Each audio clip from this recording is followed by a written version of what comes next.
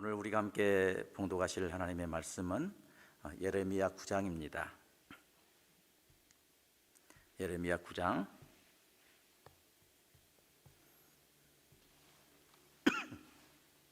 17절부터 26절까지 말씀입니다. 뜻을 생각하시면서 한 절씩 하나님 앞에 같이 읽겠습니다. 만군의 여호와께서 이와 같이 말씀하시되 너희는 잘 생각해보고 곡하는 부녀를 불러오며 또 사람을 보내 지혜로운 부녀를 불러오되 그들로 빨리 와서 우리를 위하여 애곡하여 우리의 눈에서 눈물이 떨어지게 하며 우리 눈꺼풀에서 물이 쏟아지게 하라. 이는 시온에 통곡하는 소리가 들리기를 우리가 아주 망하였구나. 우리가 크게 부끄러움을 당하였구나. 우리가 그 땅을 떠난 것은 그들이 우리 거처를 헐었음이로다 하미로다. 부녀들이여 여호와의 말씀을 들으라. 너희 귀에 그 입의 말씀을 받으라. 너희 딸들에게 애곡하게 하고 각기 이웃에게 슬픈 노래를 가르치라. 무릇 사망이 우리 창문을 통하여 넘어오며 우리 궁실에 들어오며 밖에서는 자녀들을 거리에서는 청년들을 멸절하려 하느냐. 너는 이같이 말하라. 여호와의 말씀에 사람의 시체가 분토같이 들에 떨어질 것이며 추수하는 자의 뒤에 버려져 거두지 못한 곡식단같이 되리라 하셨느니라. 여호와께서 이와 같이 말씀하시되 지혜로운 자는 그 지혜를 자랑하지 말라. 용사는 그의 용명을 자랑하지 말라. 부자는 그의 부함을 자랑하지 말라. 자랑하는 자는 이것으로 자랑할지니 곧 명철하여 나를 아는 것과 나 여호와는 사랑과 정의와 공의를 행하는 자인 줄 깨닫는 것이라. 나는 이 일을 기뻐하노라. 여호와의 말씀이니라. 여호와의 말씀이 보라. 날이 이르면 할례 받는 자와 할례 받지 못한 자를 내가 다 벌하리니 곧 애굽과 유다와 에돔과 암몬 자손과 모압과 및 광야에 살면서 살적을 깎는 자들에게라. 무릇 모든 민족은 할례 받지 못하였고 이스라엘은 마음의 할례를 받지 못하였느니라 하시니라. 아멘. 오늘 읽은 이 본문을 보면은요, 옛날 초상집을 떠오르게 합니다. 초상집에서 그 돌아가신 분과 또 유족들을 위해서 슬피 울고 있는 그 울음꾼의 모습을 우리가 생각해 볼 수가 있습니다. 오늘 보면 17절 18절 한번 보십시오. 만군의 여호와께서 이같이 말씀하시되 너희는 잘 생각하고 곡하는 부녀를 불러오며 또 보내어 지혜로운 부녀를 불러오되 그들로 빨리 와서 우리를 위하여 애곡하게 하고 우리의 눈에서 눈물이 떨어지게 하며 우리 눈꺼풀에서 물이 쏟아지게 하라라고 말씀을 하십니다. 이처럼 이 말씀을 읽으면 초상집에서 애곡하는 울음꾼, 호곡꾼을 우리가 연상할 수가 있는데 하나님은 선지자 예레미야에게 말씀하십니다. 초상집에 필요한 울음꾼들을 긴급하게 불러내라 하십니다. 너는 지금 지혜롭고 신실한 울음꾼 부녀를 불러와서 그들로 하여금 유다 백성을 위해서 울게 하라. 그래서 유다 백성들의 눈에서 눈물이 쏟아지게 하라라고 말씀을 하신 것입니다. 본문에 보면은 곡하는 부녀라는 말씀이 있는데 이는 부녀들로 구성된 울음꾼을 의미합니다. 혹은 호곡꾼을 가리킵니다. 이 울음꾼은 대가를 받고 초상집에 가서 소리를 내서 아주 슬프게 울어주는 그러한 일을 하는 여자를 가리킵니다. 하나님은 죄악된 유다 백성들을 깨우치기 위해서 아주 특별한 방법을 사용하십니다. 초상집 울음꾼을 동원하신 것을 볼 수가 있습니다. 오늘 보면 바로 앞에 15절로 16절에 보면 하나님께서 남왕조 유다를 흩어버리시고 진멸하시겠다 하는 무서운 말씀을 하십니다. 그러므로 만군의 여호와 이스라엘의 하나님께서 이와 같이 말씀하시니라. 보라 내가 그들 곧 이 백성에게 쑥을 먹이며 독한 물을 마시게 하고 그들과 그들의 조상이 알지 못하던 여러 나라 가운데서 그들을 흩어버리고 진멸되기까지 그 뒤에 칼을 보내리라 하셨느니라 라고 말씀하셨습니다. 하나님은 지금까지 선지자 예레미야를 통해서 예레미야를 통한 그 말씀 선포, 이 말씀을 통해서 남왕조 유다의 멸망을 경고해 오셨습니다. 그럼에도 불구하고 유다의 백성들은 아무런 반응이 없었습니다. 그저 멸망을 향해서 계속해서 달려나가고 있는 것입니다. 이런 유다 백성들에게 하나님께서 아주 특별하신 방법으로 그들을 깨우치시고자 하셨던 것입니다. 바로 울음꾼의 방법입니다. 이제 사람들의 이성에 호소한 것이 아니고 사람들의 감성에 호소해서 하나님의 뜻을 전하고자 하셨던 것입니다. 일찍이 전도자는 전도서 7장 4절에서 지혜자의 마음은 조상집에 있으되 우매자의 마음은 연락하는 집에 있느니라 라고 이렇게 말씀하셨는데, 이처럼 지혜로운 사람은 대부분 초상집에 마음이 있는 것이 사실입니다. 초상집에서 초상집이 주는 그 교훈을 귀담아 듣고 마음에 새기기 위해서 초상집에 귀를 더 기울이며 살아가는 사람들이 보통입니다.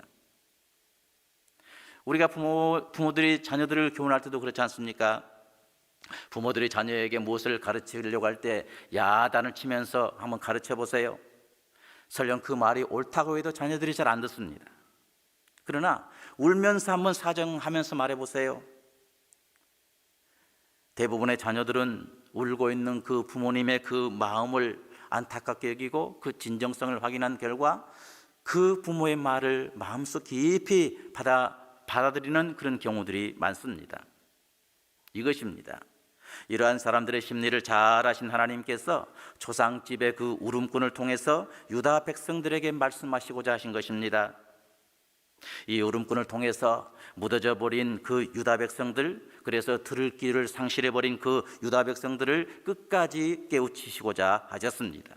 지혜롭고 간절하게 애곡하는 부녀들을 데려와서 유다 백성들 앞에서 눈물을 통해서 하나님의 뜻을 전하게 하므로 유다 백성들로 하여금 하나님께로 돌이킬 수 있는 그런 기회를 만들고자 하셨던 것입니다.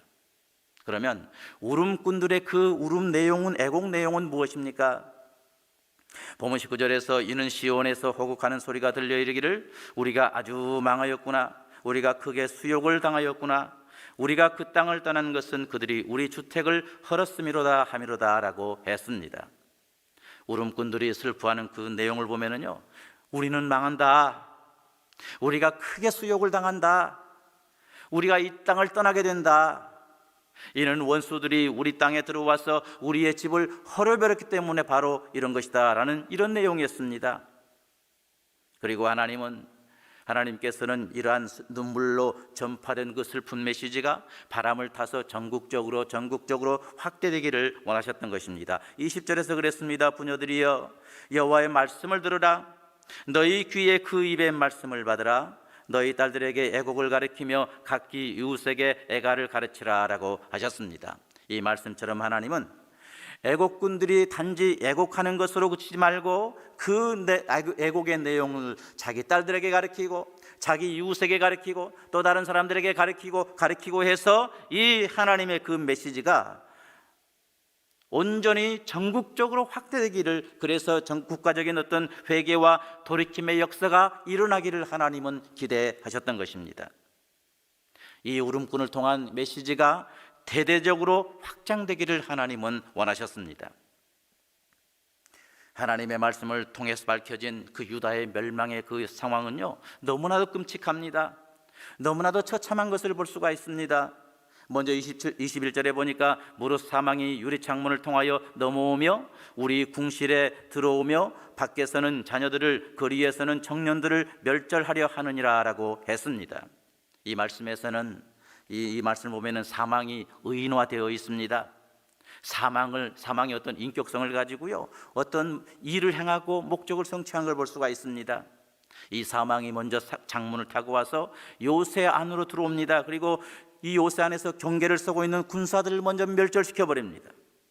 그리고 사망은 거리와 공공장소를 돌아다니면서 아이와 청년들을 멸절시켜 버립니다. 사망이 인격화되어서 군사들을 멸절하고 자녀들을 멸절하고 청년들을 멸절해 버립니다. 이와 같은 의인화된 표현은요, 로마서에서도 발견할 수가 있습니다. 사도 바울은 죄에 대해서 설명할 때 죄를 의인화시켜 설명한 것을 볼 수가 있어요.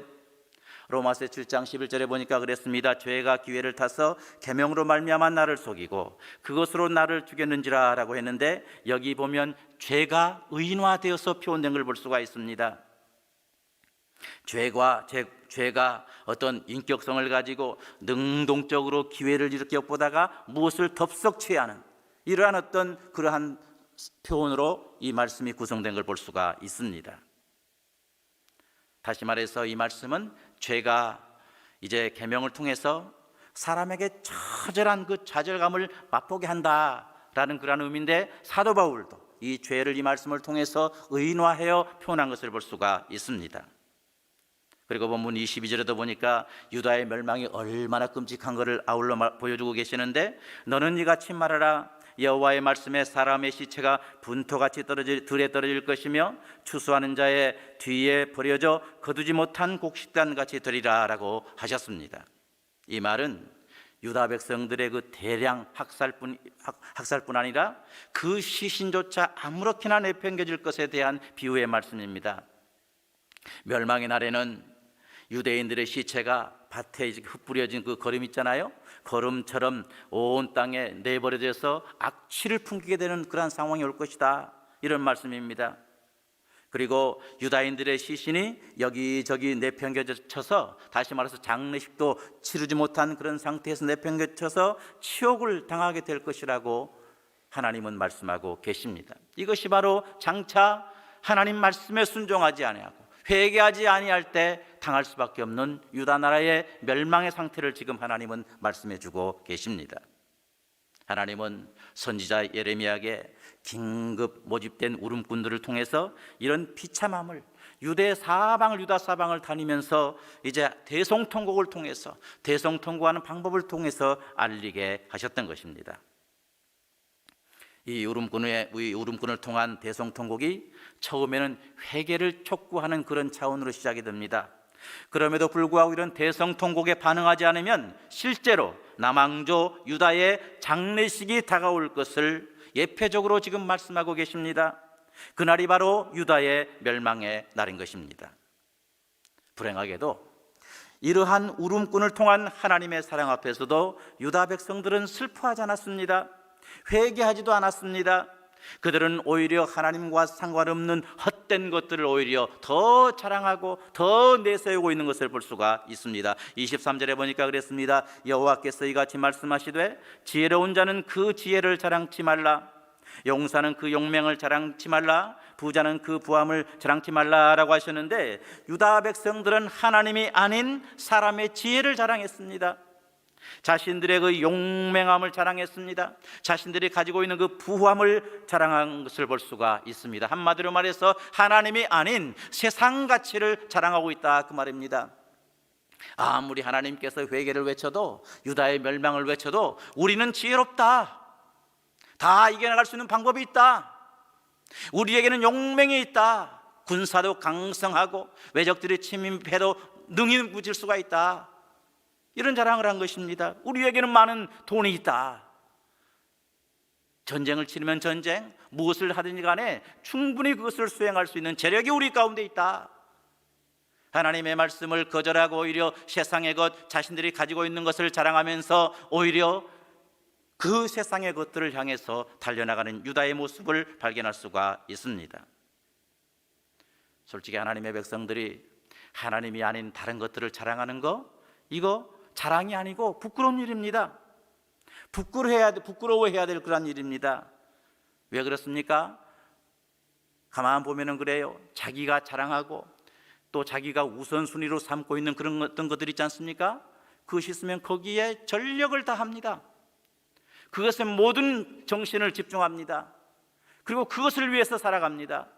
그러다가 어떡합니까? 하나님과 상관이 없는 우상 숭배의 길에 빠져서 살아가는 그러한 사람들이 많습니다. 하나님이 아닌 헛된 것들을 자랑하는 결과는 곧 우상 숭배에 빠질 수밖에 없습니다. 유다인들 같은 경우는 결국 그들의 멸망을 자초할 수밖에 없었습니다. 흔히들 사람을 가리켜서 만물의 영장이라고 합니다. 또한 어떤 지혜의 존재라고 합니다. 그러나 실상 타락한 사람에게 있어서는요, 지혜가 없습니다. 지혜가 있다 할지라도 왜곡된 지혜밖에 없습니다. 학과 반구와 또한 제비와 두루미보다 더 어리석을 때가 많습니다. 때를 분간하지 못합니다.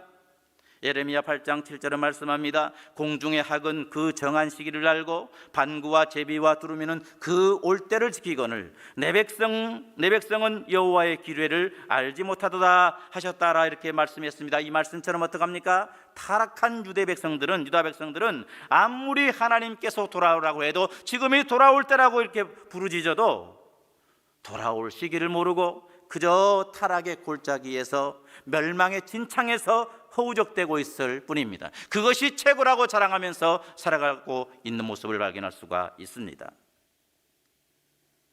더 나아가서 타락한 사람은요, 무엇을 먼저 자랑해야 되는지, 무엇을 최고의 자랑으로 여기며 살아야 할지도 모르는 그러한 존재입니다. 그러다가 이 세상을 떠날 수밖에 없는 것이 바로 타락한 사람의 실존입니다. 그러면 하나님의 백성들은 과연 무엇을 자랑해야 될까요?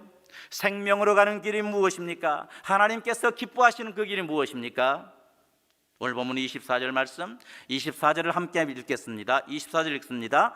자랑하는 자는 이것으로 자랑할지니 곧 명철하여 나를 아는 것과 나 여호와는 사랑과 정의와 공의를 땅에 행하는 자인 줄 깨닫는 것이라. 나는 이 일을 기뻐하노라. 여호와의 말씀이니라. 아멘. 하나님의 백성들은 자랑해야 되는데 먼저 무엇을 자랑합니까? 하나님을 아는 것을 자랑해야 된다라고 말씀하고 있습니다. 여기서 하나님을 안다, 이 말은 잘 알다시피 여러분 경험적으로, 체험적으로 아는 것을 의미합니다. 단순히 어떤 지식적으로 아는 것이 아니고 체험적으로, 경험적으로 이렇게 하나님을 아는 것을 의미합니다. 그분이 창조주란 사실을 아는 것입니다. 우리 하나님께서 어떤 분이시고 그 하나님 앞에서 나는 어떠한 존재라는 사실을 아는 것을 함께 포함하고 있습니다. 유다 백성들은 하나님께서 창조주시고 전능하신 분이시고 자신들을 지극히 사랑하시는 분이심을 알았어야 했고 이 하나님을 자랑했어야 했습니다. 그러나 그들은 이 속이는 일로 말미암아 하나님을 아는 것을 싫어했다라고 이렇게 9장 6절 중반절에서 말씀하고 있습니다. 하나님 아는 것을 싫어했습니다. 그리고 하나님의 자녀들은 자랑할 것이 있는데 하나님께서 사랑과 정의와 공의를 땅에 행하시는 분이심을 깨닫는 것, 이 깨닫는 것을 자랑해야 된다라고 말씀하고 있습니다. 여기 사랑이란 말은 인애이란 같은 말인데 담이 없는 헌신을 의미합니다. 다시 말해서 하나님께서는 이제 그 백성들에게 담이 없는 헌신하신 분이시다, 이 사실을 알아야 된다, 그 말입니다. 그리고 정의는 정직이라는 말과 같은데 의가 그 백성 중에 전 세계에 편만해지는 것을 말합니다. 이처럼 하나님은 의가 그의 백성 중에 또한 이제 전 세계에 편만하게 되는 것을 간절히 원하십니다. 또한 공의는 공평과 같은 말인데 의를 행하는 자는 격려하고 악을 범하는 자를 징계한다, 그런 의미를 가지고 있습니다. 우리 하나님은 의를 행하는 자에게는 끝없이 격려합니다. 그러나 악을 범하는 자를 징계하시는 분이라는 사실 여러분 믿으시길 바랍니다. 이 하나님을 깨닫고 이 하나님을 자랑해야 됩니다. 하나님께서는 24절 하반절에서 나는 이 일을 기뻐하노라 라고 말씀하셨는데, 이는 곧 하나님을 아는 것과 여호와는 사랑과 정의와 공의를 땅에 행하는 자인 줄 깨닫는 것을 자랑하라 라고 말씀을 하십니다. 이 일을 하나님께서 기뻐하신다, 그 말입니다. 그럼에도 불구하고 유다 백성들은 하나님을 자랑하기보다는 자기 조상들이 가르쳐준 바알을 자랑하고 또한 그 바알을 따름으로 결국 우상 숭배에 빠져 버렸던 것입니다. 울음꾼을 통한 간절한 부르짖음이 있었음에도 불구하고 그들은 도저히 울음꾼의 부르짖음에 반응할 수가 없었던 것입니다. 남왕조 유다를 깨우치기 위해서 시작된 울음꾼들의 이 애곡은 결국 남왕조 유다의 멸망을 슬퍼해서 우는 한 맺힌 그 울음으로, 애곡으로 변하고 말았습니다. 그렇다면 하나님의 자녀들은 자랑해야 됩니다. 하나님께서 창조주이심을 아는 것을 자랑해야 됩니다. 이를 위해서 우리는 하나님을 아는 것에 힘을 써야 합니다. 호세아 4장 6절에서 내 백성이 지식이 없음으로 망하는도다 라고 했는데, 그렇기 때문에 호세아 6장 3절 말씀처럼 그러므로 우리가 여호와를 알자, 힘써 여호와를 알자, 이 말씀처럼 하나님을 아는 일에 최선을 다해야 될 줄을 믿습니다. 더 나아가 하나님은 사랑이시고 정의로운 분이시고 공의를 행하시는 분이심을 깨닫고 이를 자랑해야 됩니다. 선지자 아모스는 아모스 5장 24절에서 오직 공법을 물같이 정의를 하수같이 흘릴지로다 라고 말씀하고 있습니다. 남왕주 유다는 하나님 앞에서 하나님의 언약의 백성이라고 할 수가 있습니다. 언약의 백성입니다. 예레미야 7장 23절에 보니까 그랬습니다. 오직 내가 이것으로 그들에게 명하여 이르기를 너희는 내 목소리를 들으라. 그리하면 나는 너희 하나님이 되겠고 너희는 내 백성이 되리라. 너희는 나의 명한 모든 길로 행하라. 그리하면 복을 받으리라 하였으나 라는 이 말씀이 증명해 주고 있습니다. 이스라엘 유다는 하나님의 언약 백성인 것입니다. 그러나 유다는 하나님의 말씀에 불순종함으로 언약을 파기해 버렸습니다. 유다를 끝까지 사랑하신 하나님이 있음에도 불구하고 이 하나님 앞에 언약을 파기해 버리신 것입니다. 그러나 유다를 끝까지 사랑하신 하나님은 장차 새 언약을 유다와 다시 체결하시겠다라고 또 말씀하신 것을 볼 수가 있습니다. 예레미야 31장 33절에 보니까 나 여호와가 말하노라. 그러나 그날 후에 내가 이스라엘 집에 새 언약은 이러하니 곧 내가 나의 법을 그들의 속에 두며 그 마음에 기록하여 나는 그들의 하나님이 되고 그들은 내 백성이 될 것이라 라고 이렇게 말씀을 하셨습니다. 하나님은요, 이 언약 파기의 책임을 자기 자신에게 돌리시고 자기 자신을 죽여버리셨습니다. 이스라엘이 유다가 파기했음에도 불구하고 언약 파기의 책임을 자신에게 돌리신 것입니다. 그리고 자기 자신을 죽이셨는데 독생자 예수 그리스도를 십자가 위에서 죽이기까지 하셨습니다. 그리고 십자가 위에 돌아가시고 다시 살아나신 그 예수 그리스도를 중보자로 세우시고 새 언약을 유다와 체결하셨던 것입니다. 그리고 하나님께서는 이를 위해서 남왕조 유다를 하나님의 언약 백성으로 남겨두신 것을 볼 수가 있습니다. 예레미야 9장 7절 하반절에 보니까 그랬습니다. 보라, 내가 내 딸 백성을 어떻게 처치할꼬 그들을 녹이고 연단하리라 라고 말씀하고 계십니다. 유다 백성들은 재련되지 않는 그 불량 금속과 같은데 그들을 다시 녹여서 정말 하나님 보시기에 유용한 그러한 철로 다시 만들어 보겠다 하는 하나님의 굳은 의지를 이 말씀에서 발견할 수가 있습니다. 택하신 백성을까지 버리지 않으시고 보호해 주시는, 사랑하시는, 구원하시는 하나님의 무한한 자비를 이 말씀을 통해서 발견할 수가 있습니다. 사랑하는 여러분, 지금 우리는 너무나도 자랑할 것이 많은 시대에 살아가고 있습니다. 유다 백성들처럼 자기 지혜를 자랑합니다. 자기의 용맹을 자랑합니다. 또한 자기의 부함을 자랑하며 살아가고 있습니다. 그렇지 않으면 자기 자녀들을 사랑합니다.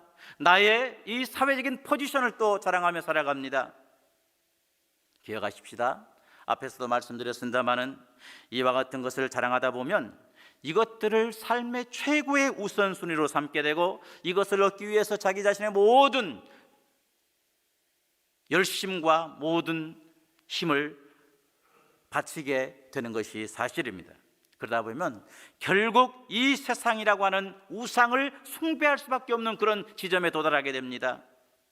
그래서 하나님과 상관이 없는 그러한 삶을 살게 되고 하나님을 슬프게 할 수밖에 없는 것입니다. 그러므로 우리 자랑의 최고의 가치에 창조주 하나님을 두는 우리 모두가 되시기를 바랍니다. 사랑과 정의와 공의로우신 하나님을 나의 최고의 가치, 나의 최고의 자랑의 가치로 삼는 우리 모두가 되시기를 바랍니다. 그뿐 아니라 나를 나되게 하신 하나님, 지금까지 나에게 베푸셨던, 세밀하게 베푸셨던 하나님의 그 은혜를 깨닫고 이 하나님, 이 하나님을 자랑해 나가는 우리 모두가 되시기를 바랍니다. 그래서 나는 이 일을 기뻐하노라 여호와의 말씀이니라, 이 말씀처럼 정말 하나님을 기쁘시게 하고 또 하나님께 영광 돌리는 우리 모든 한 분 한 분이 될 수 있기를 주님의 이름으로 축원합니다.